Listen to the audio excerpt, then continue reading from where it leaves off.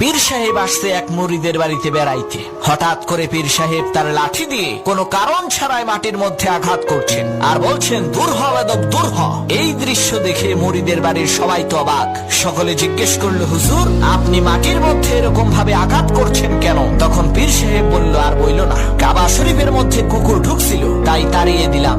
বাড়ির লোকেরা বলল, আচ্ছা তাই নাকি? বলে হ্যাঁ। তখন মুরিদের স্ত্রী পীর সাহেবের সামনে ভাত দিয়ে বললেন, হুজুর খাওয়া শুরু করেন। পীর সাহেব বলল, আরে বোকা মেয়ে, শুধু ভাত খাবো কি করে? তরকারি কোথায়? তরকারি নিয়ে এসো। তখন সে মুরিদের স্ত্রী বলল, বেটা বদমাশ, হাজলেমের আর জায়গা পাও না, তুমি এইখানে বৈশা হাজার হাজার কিলোমিটার দূরের কাবা শরীফে কুকুর ঢুকেছে তা দেখতে পারো, আর তোমার চোখের সামনে ভাতের নিচে তরকারি দিছি সেইটা দেখতে পারো না? ভণ্ডামি বাদ দিয়ে এই মুহূর্তে আমার ঘর থেকে বের হয়ে যা।